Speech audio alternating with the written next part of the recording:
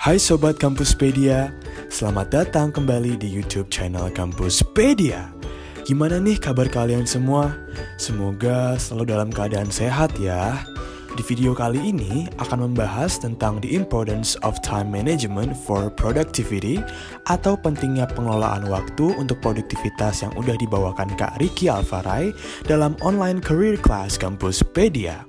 Bagi yang penasaran apa aja sih yang Kak Ricky bahas, simak yuk videonya.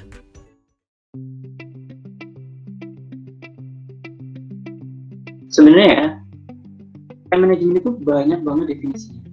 Kalau kita ngomong kayak setiap institusi atau setiap jurnal dan sebagainya, mereka tuh banyak banget ngasih definisi-definisi tertentu daripada time management ini. Nah, ini aku build definisi ini dari beberapa yang udah aku baca. Nanti kalau misalkan mau, nanti aku juga bisa share PowerPoint-nya karena ini PowerPoint ini aku buat untuk umum. Jadi sebenarnya time management itu adalah perilaku yang secara sadar untuk mengkontrol dari waktu yang kita butuhkan untuk melakukan aktivitas tertentu secara spesifik. Nah, definisinya kan kayak berat banget ya. Tapi intinya adalah gimana kita memanfaatkan waktu itu secara efektif, efisien, dan produktif gitu. Nah, kalau misalnya kita memanfaatkan waktu itu, dalam waktu itu kita bisa mendapatkan tiga-tiganya ini, berarti kita bisa dikatakan time management kita bagus. Tapi ketika kita berusaha untuk efektif dan efisien, tapi nggak produktif, dalam artian tidak menghasilkan sesuatu yang menjadi target kita, berarti time management kita meskipun udah efektif dan efisien, tapi kurang bagus karena produknya juga kurang bagus gitu. Nah, kalau misalkan kita ngomong time management juga, ada definisi yang mengatakan bahwa time management itu adalah practice skill, use tools, sama teknik buat untuk mengerjakan suatu tugas, project, atau kerjaan untuk mendapatkan suatu tujuan yang kita itu di dalam data. Jadi kayak misalkan dalam waktu 1 bulan ini kita wajib untuk bikin satu proposal misalkan. Nah, proposal itu nanti akan dipresentasikan. Nah, gimana caranya dalam waktu 1 bulan ini kita membuat time scheduling, gimana cara kita memanfaatkan waktu 1 bulan ini sehingga proposal kita nanti itu jadi. Tetapi tidak cuma proposal itu jadi, kita juga memanfaatkan waktu tadi sebaik mungkin sehingga kita produktif dalam hal yang lain. Misalkan nggak cuma proposalnya jadi, ternyata selain proposalnya udah jadi, kita juga udah bikin PowerPoint-nya misalkan gitu. Nah, selain PowerPoint-nya kita juga udah bikin teksnya apa aja yang udah nanti kita sampaikan kayak gitu. Itu ada definisinya. Jadi macam-macam definisinya. Nah, nanti bakalan aku jelasin lagi di belakang.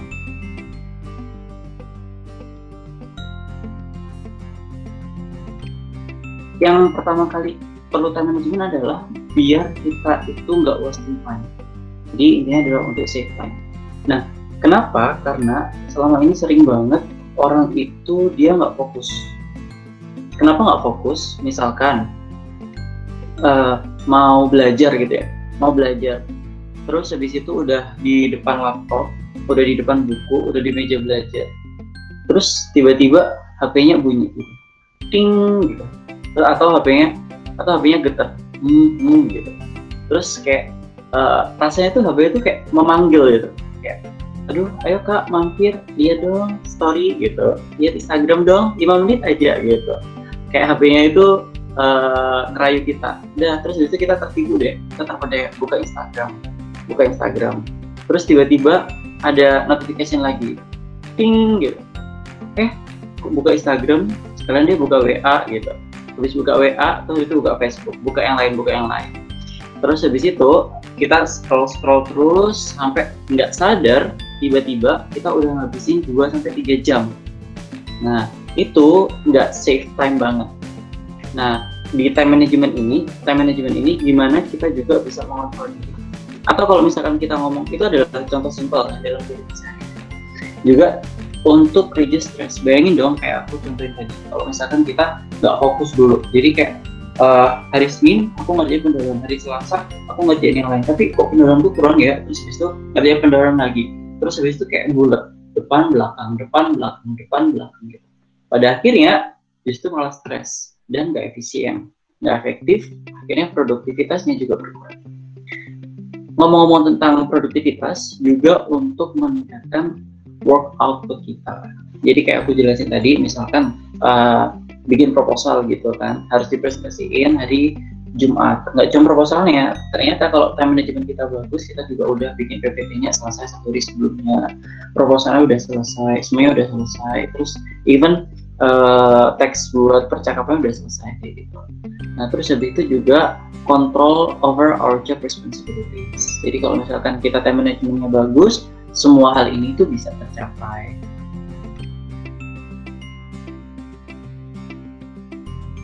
Ada 6 poin yang harus kita bikin. Cost your time, making activity loss, goal setting, planning, prioritizing, and schedule. Ini untuk membuat kita fokus.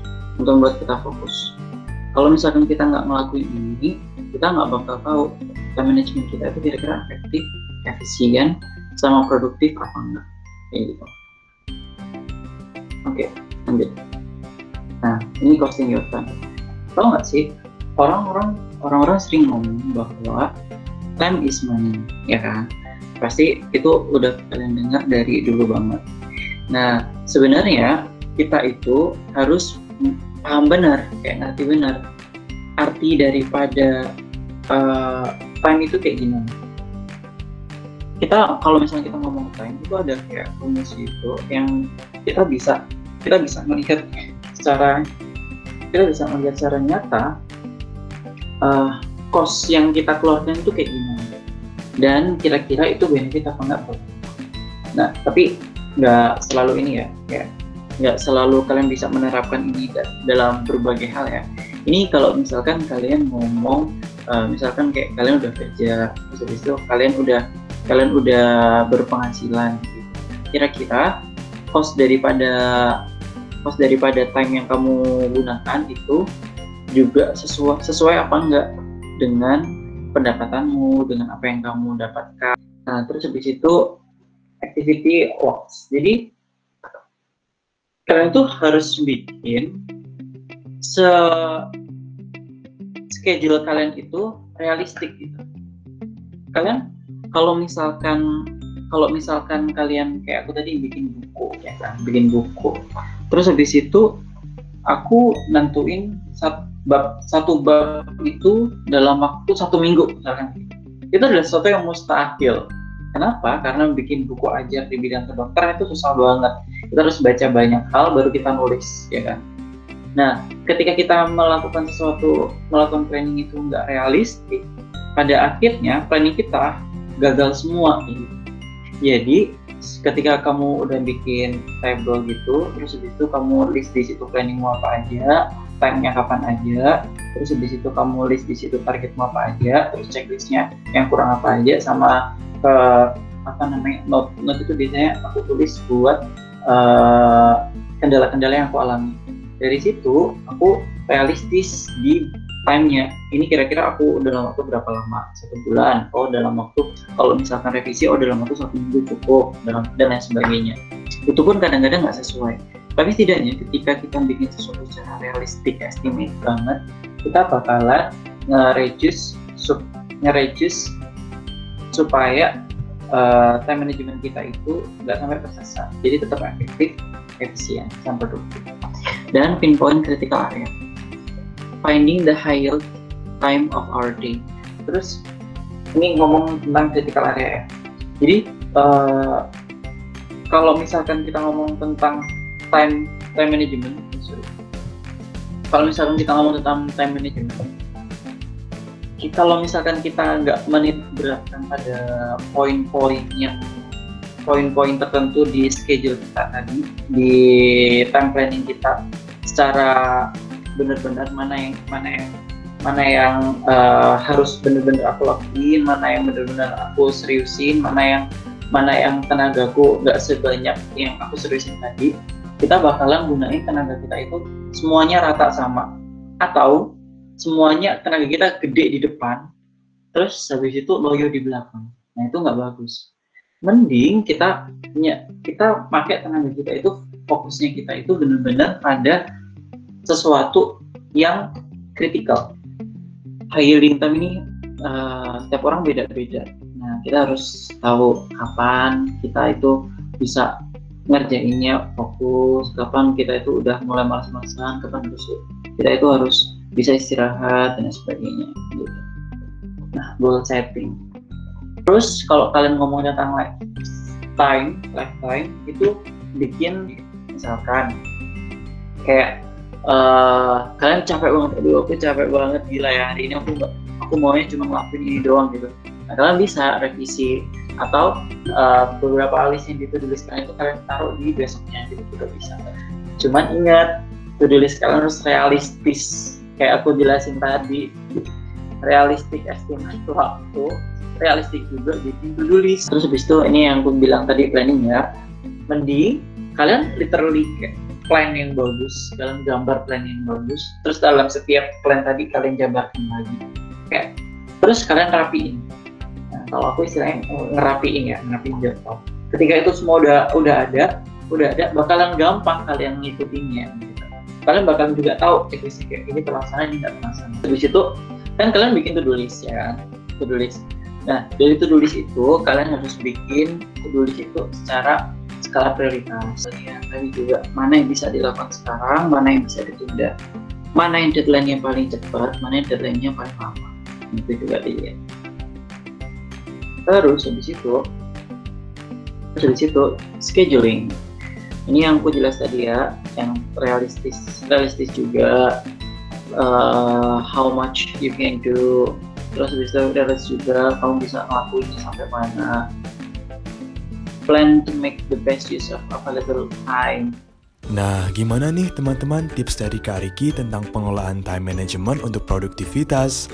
Semoga bermanfaat ya ilmunya untuk kesuksesan karir Sobat Kampuspedia. Untuk mengikuti webinar seperti ini, kamu bisa banget ikut online career class Kampuspedia. Info lebih lengkapnya bisa dilihat di Instagram @kampuspedia.academy ya. Jangan lupa follow official Instagram, Facebook, Twitter, official account Line, dan LinkedIn Kampuspedia ya untuk info-info menarik lainnya. Sampai jumpa di video selanjutnya.